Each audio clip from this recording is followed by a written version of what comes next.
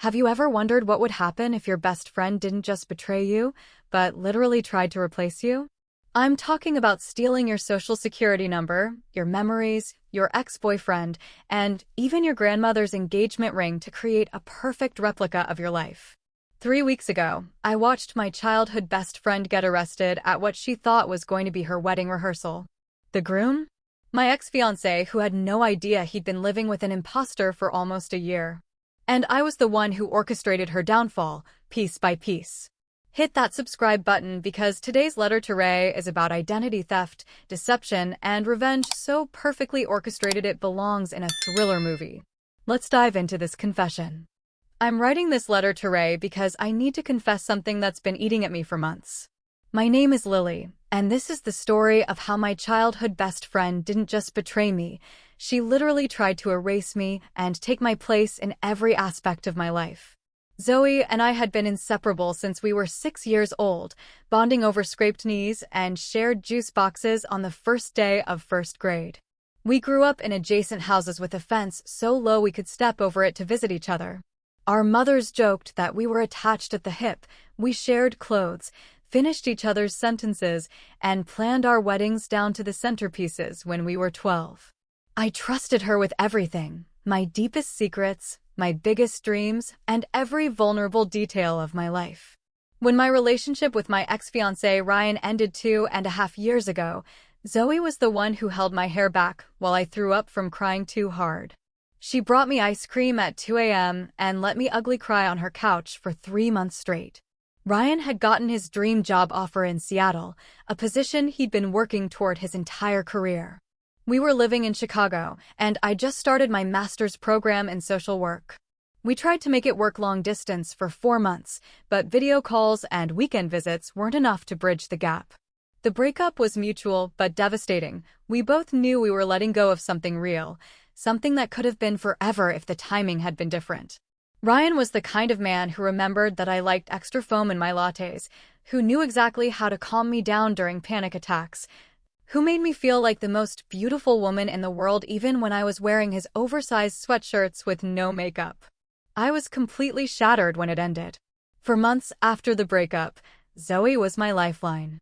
She'd show up with wine and terrible reality TV, listen to me overanalyze every text Ryan and I had ever exchanged, and remind me that I deserve someone who would choose me over any job. I trusted her with every vulnerable detail of my relationship. How Ryan proposed on the anniversary of our first date, how he used to leave little notes in my textbooks, how his grandmother had given him her wedding ring specifically for me because she said I had kind eyes like his grandfather's first love.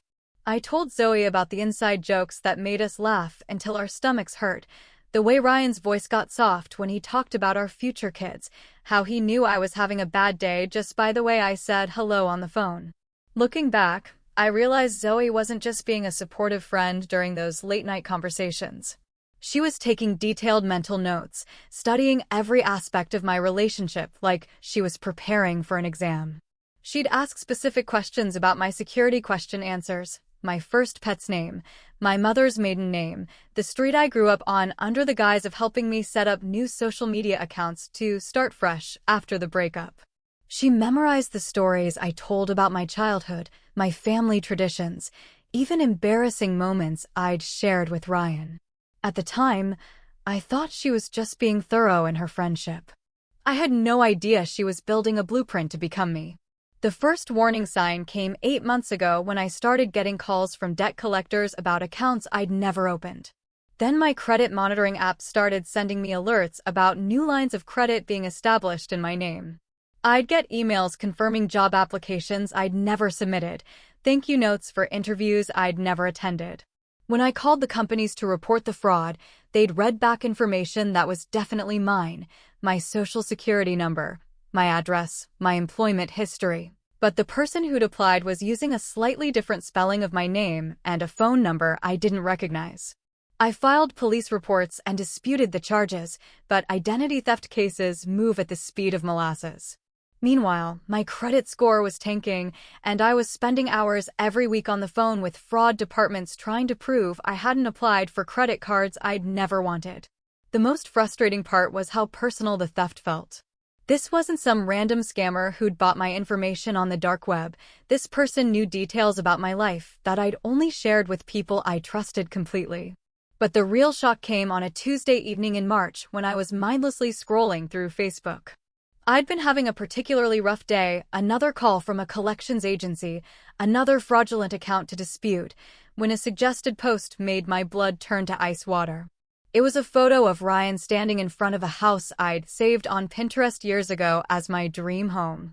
He was smiling wider than I'd seen since before our breakup, with his arm around a woman photographed from behind. Her hair was the exact shade of brown I'd been dyeing mine since college, cut in the same layered style I'd worn when Ryan and I were together. The caption read, "Couldn't be happier that my soulmate decided we were worth fighting for. Can't wait to marry the woman of my dreams next month. Hashtag second chance at love, hashtag she said yes." My hands were shaking so violently I almost dropped my phone. I clicked on the tagged profile, but it was set to private. The username was @LilyRoseForever, a combination of my name and the middle name I'd always wished I had, a detail I'd shared with Zoe during one of our childhood sleepovers. The profile picture was taken from an angle that could have been me, showing a woman with my exact hair color and style, wearing a sweater I was absolutely certain I'd seen in Zoe's closet. I sat in my car in the grocery store parking lot for 20 minutes, staring at that photo and trying to make sense of what I was seeing. Then, with my heart hammering against my ribs like it was trying to escape, I called Ryan's number, the one I deleted and rememorized a dozen times since our breakup. He answered on the second ring, his voice warm but slightly confused. "Lily? Hey, this is weird timing. I literally just hung up with you 5 minutes ago." The world tilted sideways. "What do you mean you just hung up with me?" "Very funny, babe. We were talking about whether to have the ceremony indoors or outdoors, remember? You said you'd call me back after you talked to your mom about the guest list." My mouth went completely dry. "Ryan, I haven't talked to you in over 2 years. What ceremony?" The silence on the other end stretched so long I thought the call had dropped. Then, quietly, with an edge of panic creeping into his voice, "Lily, we've been talking every single day for 10 months. You reached out to me last May, said you'd made the biggest mistake of your life breaking up with me. We've been planning our wedding for 3 months. I proposed with your grandmother's ring in December, just like we always talked about." My grandmother's ring. The antique Art Deco diamond that had been passed down through 4 generations of women in my family. The one I'd shown Zoe 100 times, the one I'd told her would be my something old when I got married. The ring that had disappeared from my jewelry box 2 months ago when Zoe house sat while I visited my parents for Christmas. "Ryan," I whispered, my voice barely audible over the sound of my heartbeat in my ears. "Where are you right now?" "I'm at our apartment in Seattle, getting ready for dinner with your parents. They flew in to meet my family before the wedding." "Lily, you're really starting to scare me. What's going on? Are you having cold feet? We can postpone if you need more time. Describe the woman you think you're engaged to." He paused, clearly confused by the question. "I'm describing you, Lily. You know what you look like. Brown hair with those golden highlights you got last month, green eyes, that little scar on your chin from when you fell off your bike in 3rd grade, the one you always try to cover with makeup even though I think it's adorable. You're wearing the blue sweater I bought you for your birthday, the one that matches your eyes perfectly." Every detail he mentioned was accurate about me, but it wasn't me he was describing. The scar on my chin, the story about the bike accident, even my insecurity about covering it up, these were things I'd told Zoe during our friendship, details she'd apparently memorized and adopted as her own. The blue sweater he mentioned was one Zoe had borrowed from me years ago and never returned, claiming she'd lost it in a move. "Ryan, I need you to do something for me, and I need you to not ask questions until I explain everything. Take a picture of your fiancé right now and text it to me." "Lily, this is really weird, but okay. Hold on." 3 minutes later, my phone buzzed with a text message. The photo showed a woman who looked so much like me it was genuinely disturbing. She had my hair, my eye color, even my mannerisms. I could tell from the way she was holding her coffee cup that she'd been studying my old social media photos. But it wasn't me. It was Zoe, transformed so completely that she'd managed to fool the man who'd once traced every freckle on my face with his fingertips. I sat in that parking lot until almost midnight, watching Ryan's apartment building from across the street like some kind of deranged stalker. At 11:43 p.m., I saw her walking up to the building carrying takeout bags from the Thai restaurant where Ryan and I had our first date. She was wearing the coat I'd lost in a rideshare 6 months ago, walking with the confident stride I developed during my graduate program. Even from a distance, I could see she was wearing my grandmother's ring, the one that had never belonged to her family. That night, I went home and did something I'd never done before. I created a detailed timeline of every suspicious incident from the past year. The identity theft had started small, with Zoe testing whether she could successfully use my information for minor purchases. Then it escalated to job applications and apartment rentals.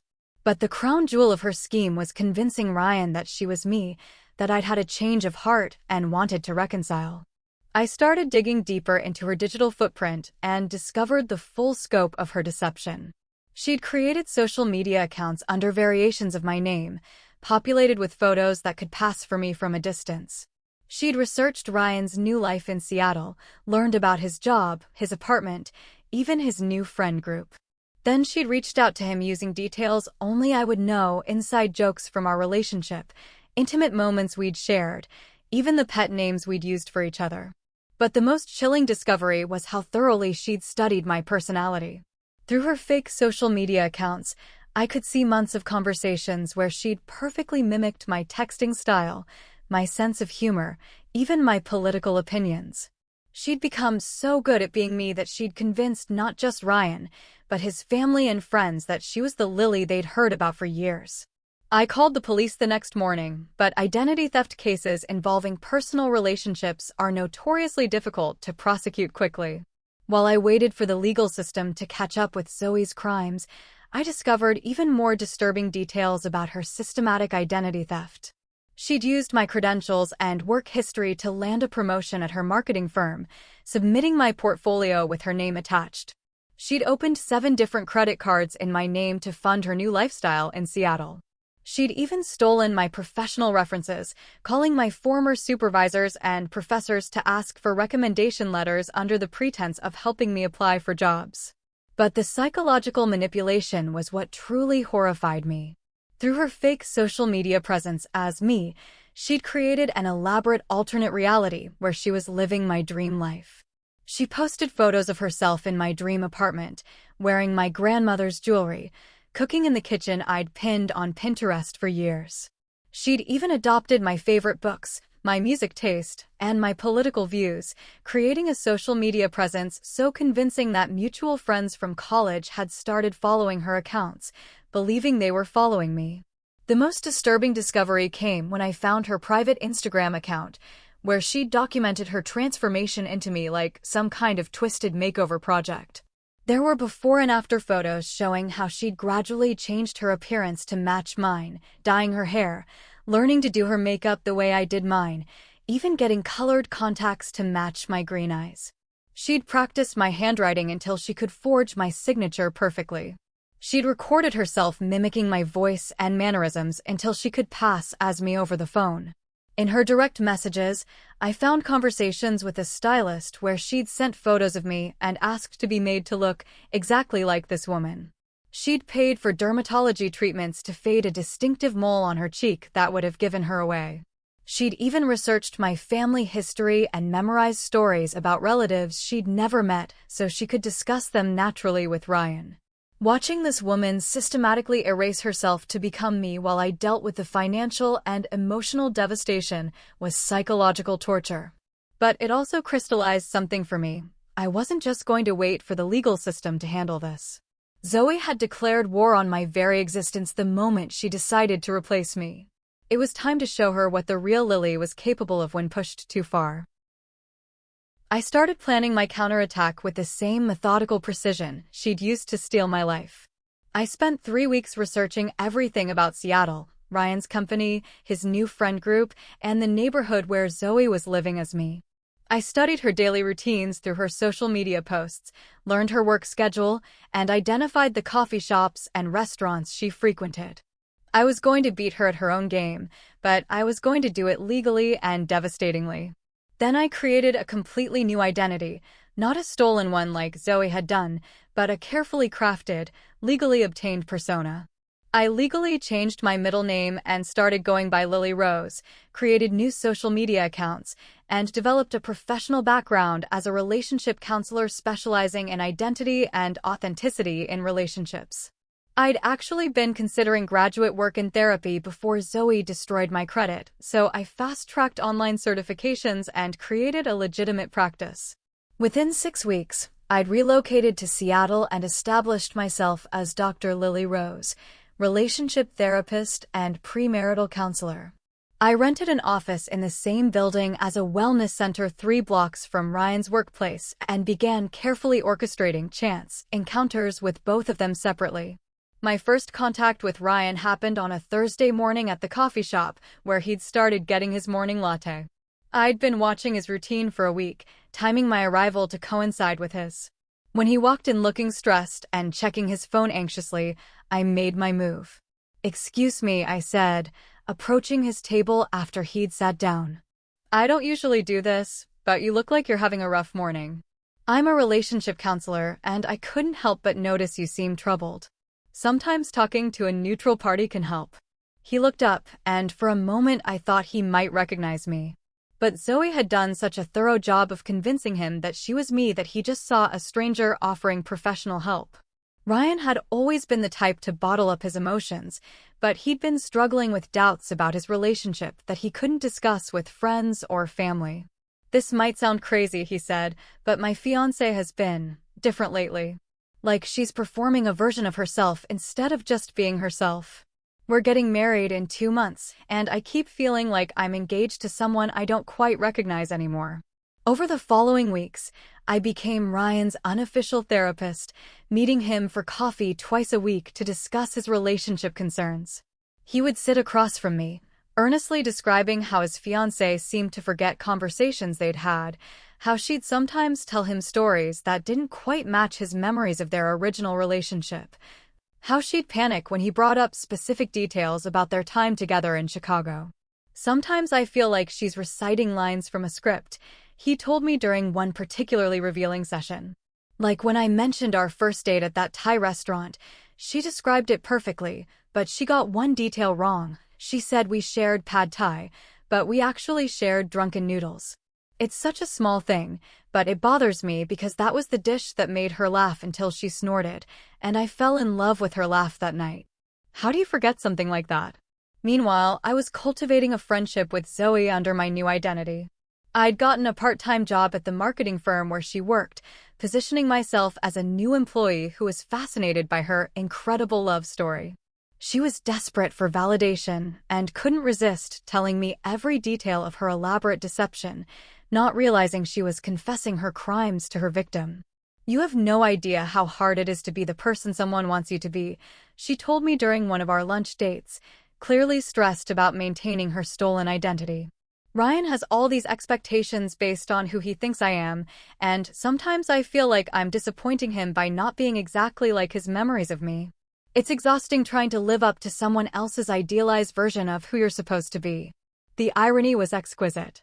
She thought she was venting to a sympathetic friend about the pressure of living up to Ryan's expectations of his ex-fiancé.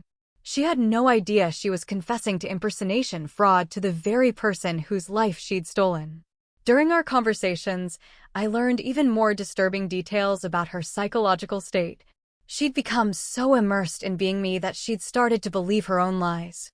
She talked about our relationship with Ryan as if she'd actually lived those experiences, describing intimate moments she'd never had with the conviction of someone recalling genuine memories.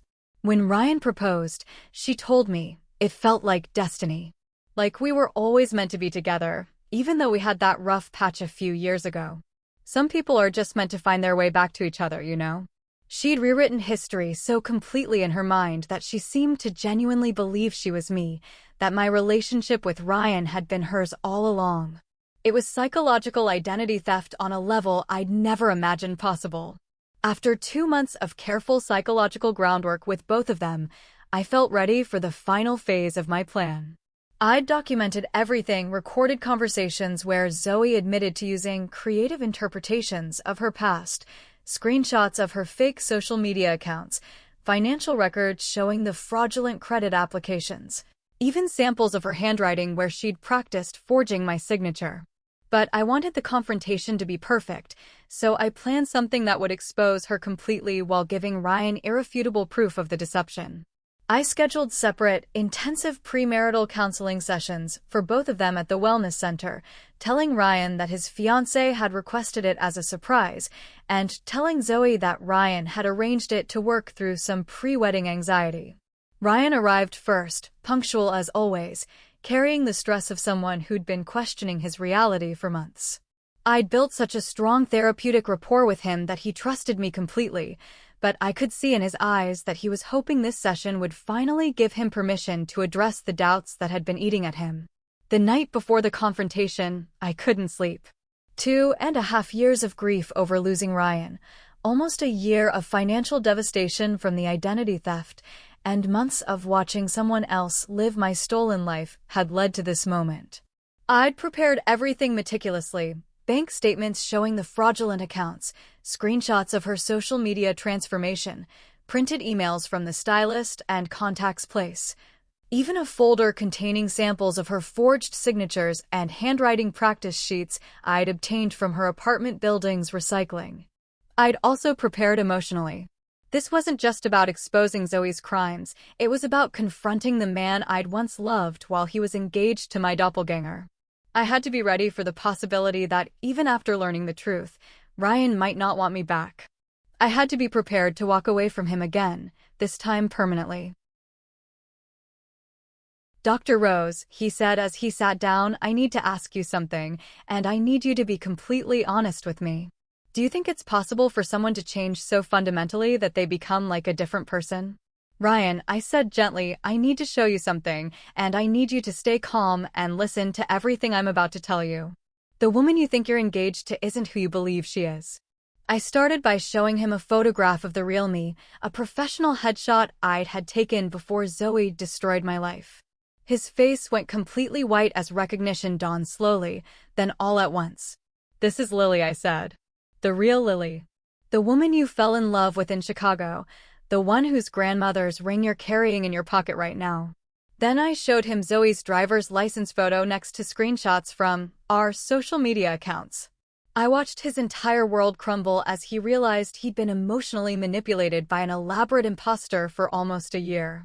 She's not Lily, I continued, my voice steady despite the earthquake happening in my chest. Her real name is Zoe, and she's my former best friend. She stole my identity, my social security number, my personal information, my memories of our relationship, to convince you that she was me. You never fell out of love with me, Ryan. You fell in love with someone who was pretending to be me so convincingly that she fooled everyone, including herself.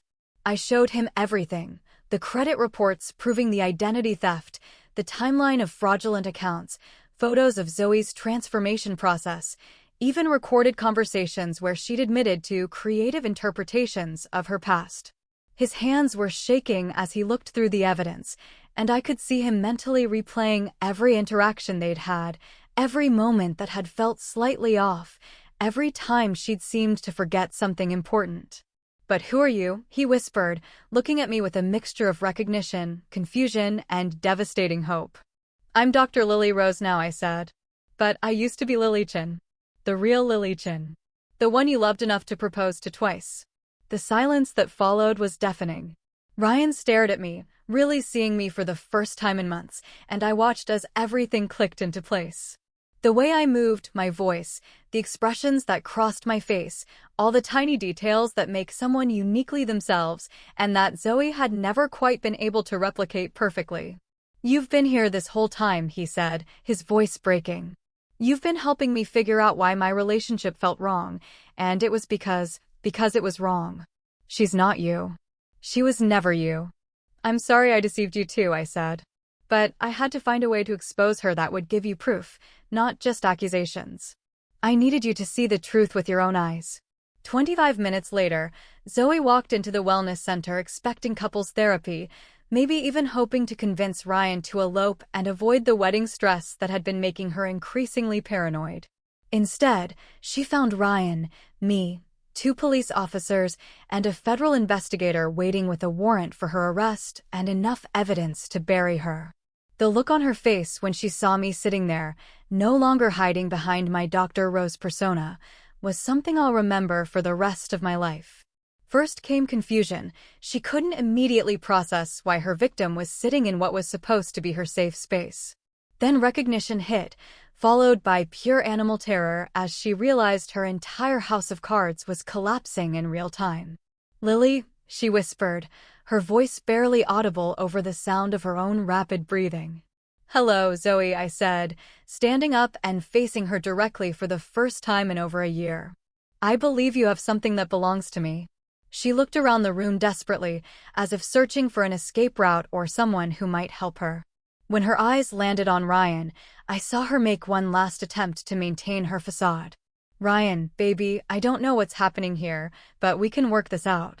Whatever she's told you, it's not true. I'm Lily. I'm your Lily. We're getting married in 3 weeks, remember?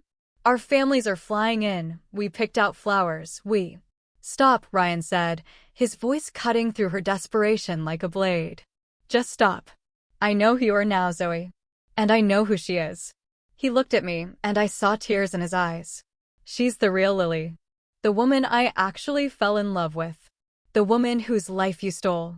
That's when Zoe completely unraveled. The mask she'd been wearing for almost a year finally slipped completely, and what emerged was something desperate and unhinged.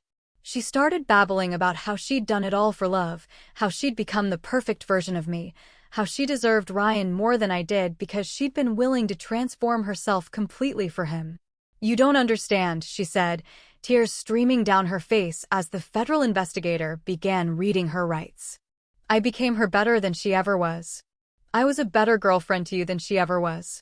I remembered every anniversary. I cooked your favorite meals. I never argued with you about stupid things like she did. I was perfect for you." The delusion was breathtaking. Even faced with irrefutable evidence of her crimes, she genuinely believed she'd improved upon my identity, that her version of me was superior to the original. She'd become so lost in her stolen persona that she couldn't accept that her relationship with Ryan had been built on a foundation of lies and psychological manipulation. As the officers led her away in handcuffs, she turned back one last time, her eyes wild with a mixture of rage and desperation. "This isn't over, Lily," she screamed. "You can't just take back a life I've been living for a year. I earned this. I became you better than you ever were." The irony of her final words wasn't lost on anyone in the room. She was being arrested for identity theft while still claiming ownership of the identity she'd stolen. Payoff/resolution 25:30-28:30. The legal consequences for Zoe were swift and devastating.